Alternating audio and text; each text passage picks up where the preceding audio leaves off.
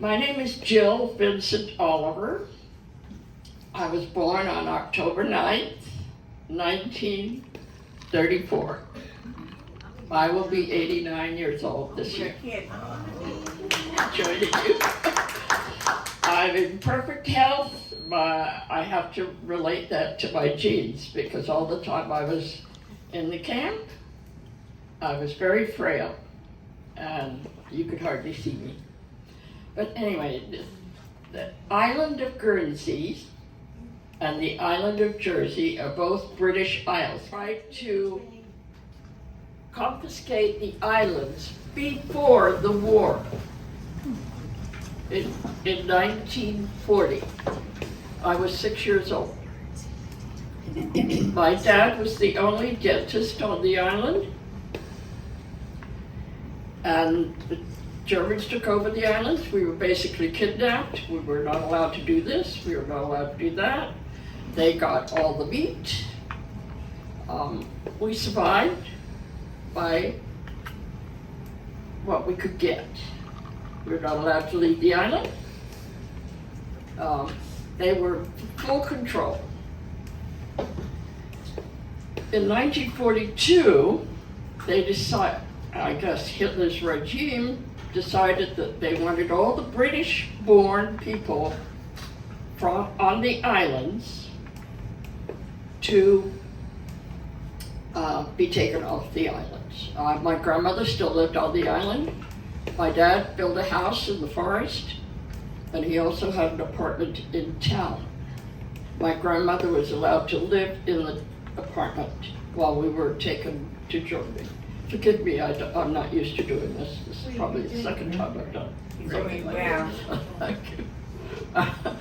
Anyway, sometimes I lose my thought. Anyway, we were taken to Germany by a boat.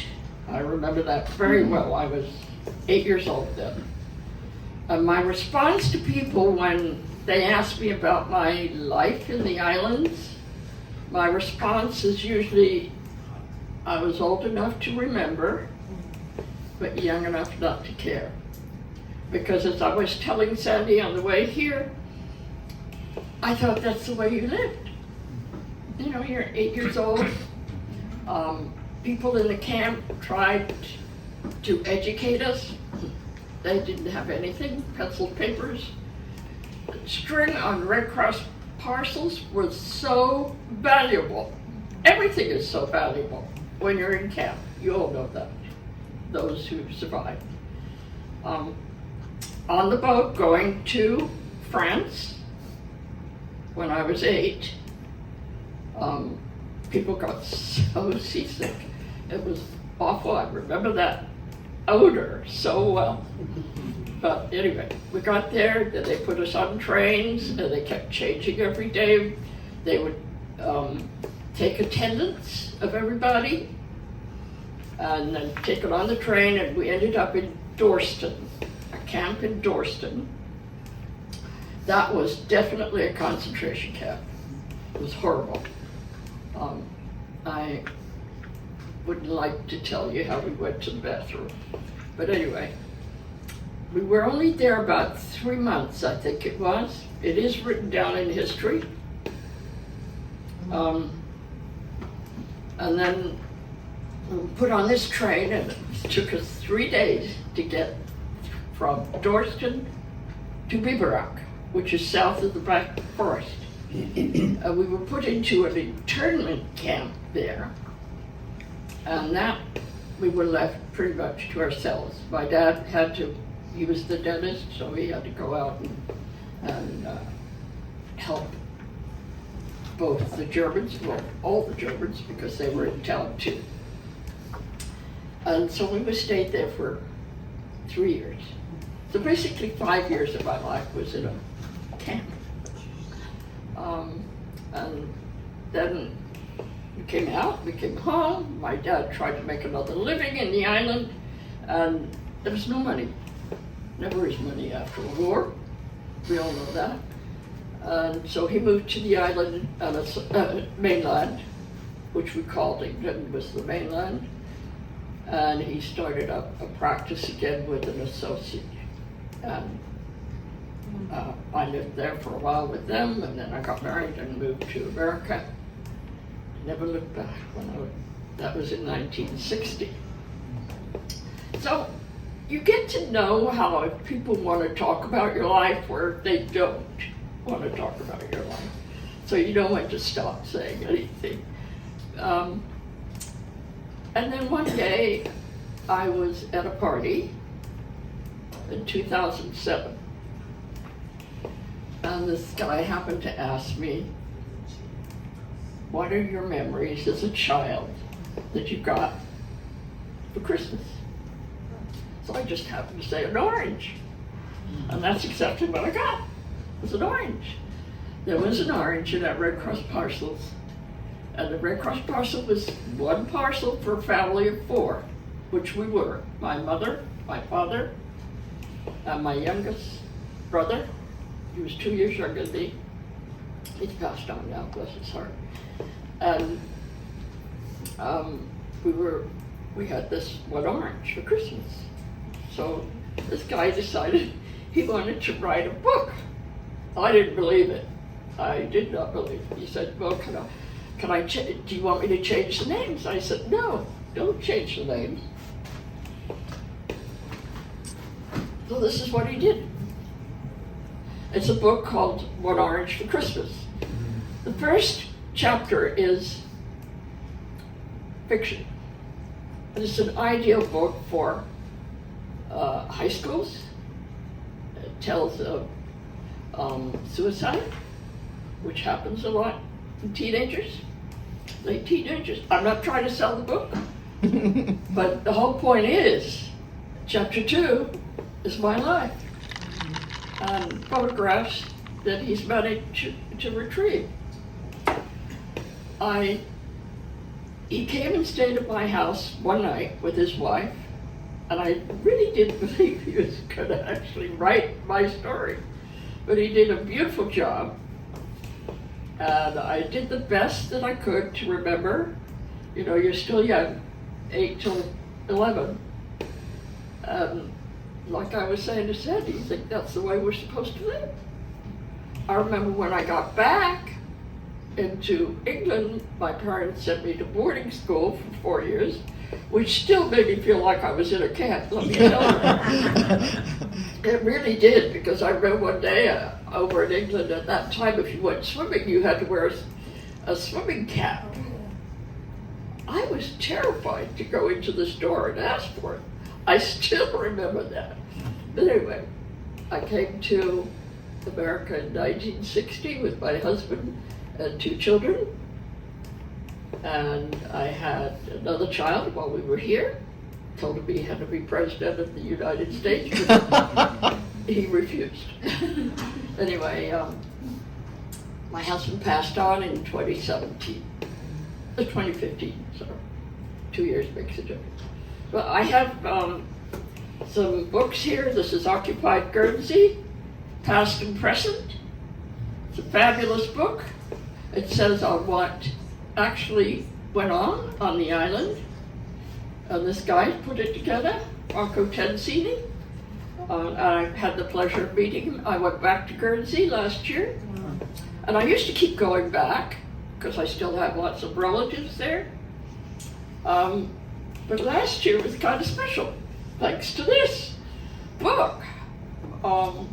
They did a TV show. I felt like a queen on the island for at least a week. And reporters and book signing. Any questions? Would you talk about how you were in from 1942 to 1946, Yes. yet the war ended in 45? Why were you still on the island? Because they couldn't get enough airplanes to take us back to England. There was not enough transportation, I guess. I remember the camp, this is another, as we were freed by the Americans. I'm so grateful for the Americans and proud to be an American. They stood back and let the British and the Free French take credit for surrendering us. My dad and I were staying in one of the barracks, and we looked outside. There was a shed there, and we saw these American tanks coming to free us, and we had all white flags going out. And there were 2 Germans in this shed, and they were shooting at this tank with rifles. And this tank just went, poof. And the shed was in ashes. Can you imagine? I guess they still, I say today to everybody, there were the Nazis and there were the Germans. And I think that's true in every country. Even in Russia today, with the Ukraine. A lot of the Russians don't want it. But it is life. I'm glad to be alive.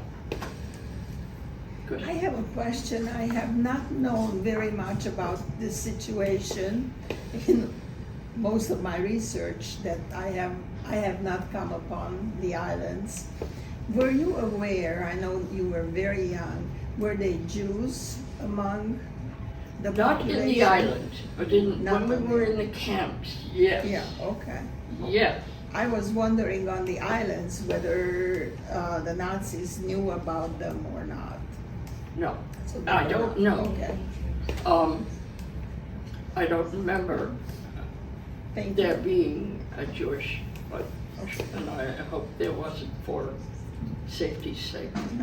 I do remember the last couple of months that we were in the camp, that they did bring some Jews in. And I remember seeing a guy in a wheelchair, in a wheelbarrow, and he never lived the day through. There were some sad times, very sad times. But my parents were very protective of me, so they let me just think that this was the way we were supposed to live. Yeah. It wasn't a death camp where No. you were. So what was the daily routine for the adults? What'd they do? Did they work? Yes, my dad worked, my mother didn't. There were only 2 dentists in the camp, but my dad was the younger one. The other dentist was from the island of Jersey. There's 4 islands off of the coast of France. Guernsey and Jersey are 30 miles west of France and 70 miles south of England. Guernsey is the closer island to England, which is what Hitler wanted. And he had Jersey too, but Jersey was more south. I think he thought that would help him control England. So what did people do in the Couldn't camps? do anything.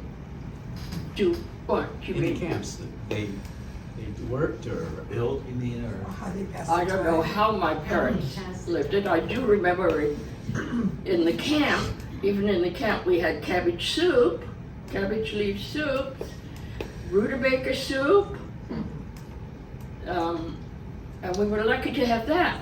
Now the Red Cross parcels came, and this is kind of funny. We would get a can of corned beef occasionally, and a can of Spam occasionally. And to this day, I still enjoy those too. My mother used to slice the Spam very thin and fry it. Oh, I loved it. And still do. So we're grateful that we got those. It's amazing that what the Red Cross parcels did. Can of condensed milk. A teaspoon of milk was put into a pitcher of water. We had milk, and that was great. I was very fragile. I'm going to tell you this, but I get a little embarrassed. But I was a very fragile child, even into my teenagers, which was after the war. That when I was 19 years old, I had to be given iron to menstruate. So it shows how weak, no nutrition in the camp. But we did have an orange for Christmas. Very nice. Can you, Do you happen to remember, You're gonna have to speak up because everybody whispers at me now. I have hearing aids. that's okay, when you were, what I want to say, liberated off in the camp where we were, did agencies come in to help you, or was it just get on a boat and go back to, We got back by a plane oh, a plane, okay. from Biberach to a place in England. It's in the book. Okay, but I don't was like it- to but go to was that. it English that came and helped, the English who came and helped you, or, did the English Yeah. help you? or, Yes, okay, yes. And Winston Churchill did apologize to the islanders.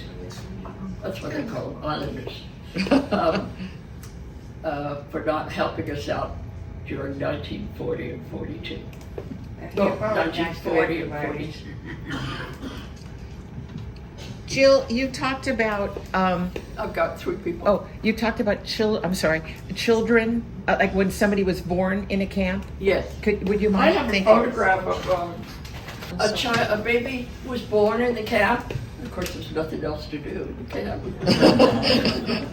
So I have a picture of them. I don't know how this got taken, but I really treasure it. The baby died, and the Germans let people walk to bury the baby. And this is a photograph. But of course, you have to have a couple of German people, guards, with you if you went out the camp. And they did let you out. But as I say, it was mostly an internment camp than a concentration. Dorsten, where we went to first, was definitely a concentration camp. So I was gonna ask you, you weren't really abused or people weren't harmed in any way other than just being there? No, we were, No food? I think, yeah. Well, they couldn't afford to feed us. It was stupid that they even took us. It was stupid they took the island. Excuse me, let me have this lady in the back. Do you know about how many people were there? You're gonna have it. How many people were there? I'm not sure, but I know that it was in the hundreds. I'm sure it's somewhere, but it's not, I'm sorry, I don't know. I would say at least 500. Oh, Is this history known in England? Is it taught? Do they teach this in England? No, thank you. I don't know. I'm sorry, but that would be a good idea. I just wanted to check if anybody died of some diseases there that because there was no doctors around or anybody was We did sick have there. doctors there, a couple of doctors were there, but they did their best to treat us, but. Was there disease? Vera wanted to know if there was disease. No, I don't think so. I do know that people had lice and some of the girls had to have their heads shaved, but I was lucky I didn't have to. Another question. Were there schools for the children? No, well, what people did, if they weren't teachers there, they did their best to teach us. And I remember going, in fact, I even got a junior school upper group. Jill Pay was my maiden name. British attorney number 226, second in term marks June 29th, 1944. Wow.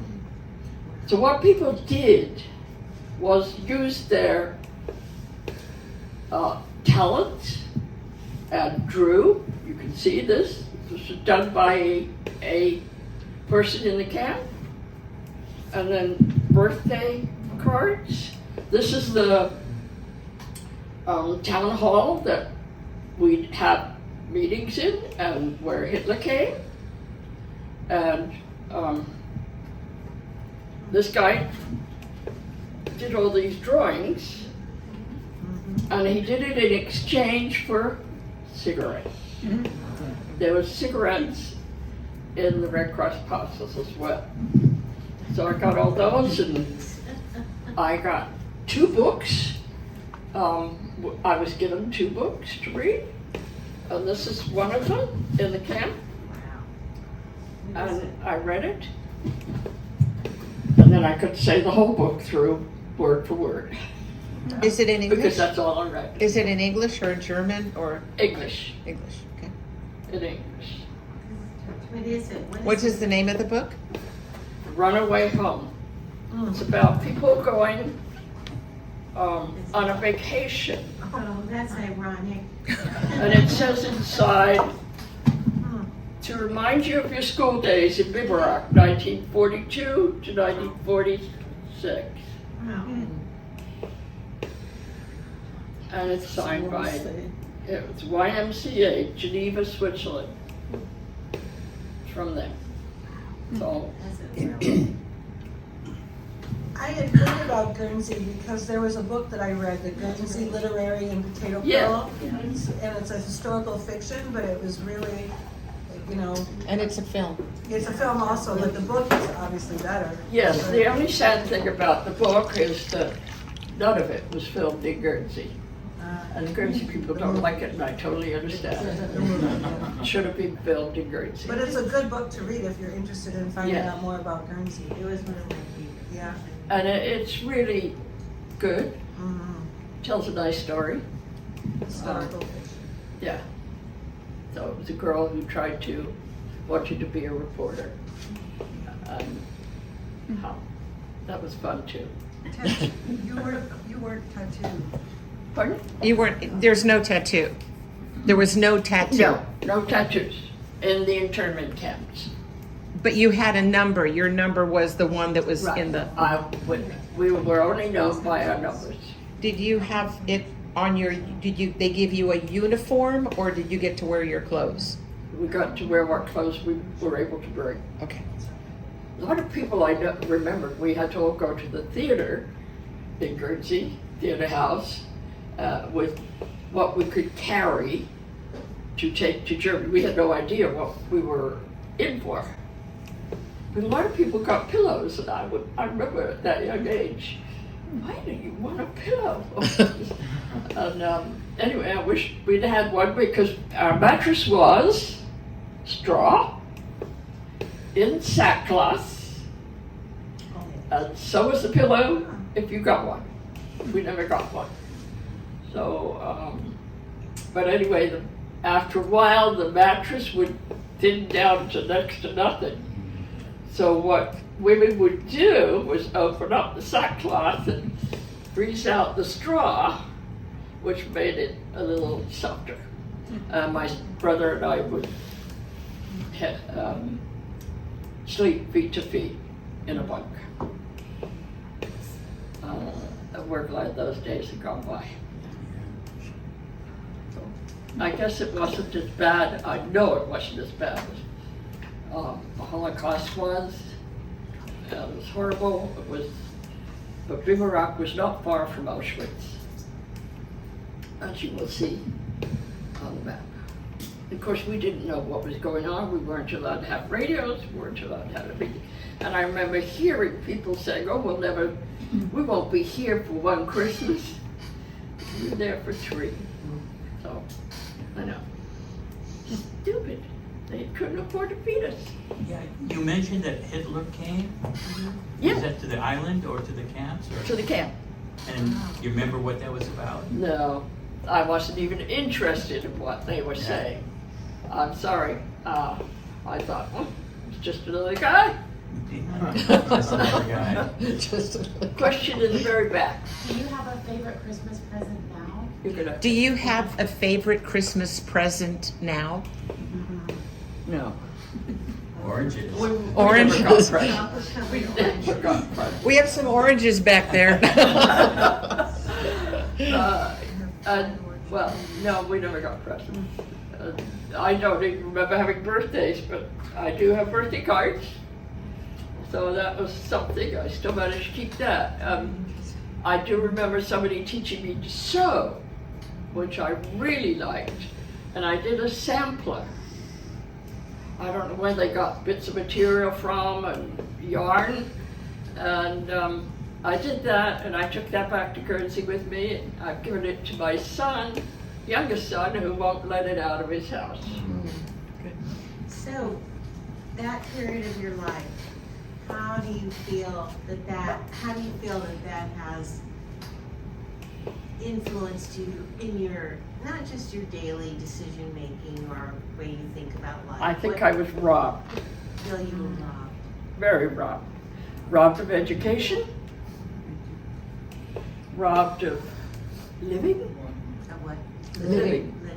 Child. Like, Yeah, that's what I heard. but I'm not, I'm grateful. Yeah. You know, I'm grateful.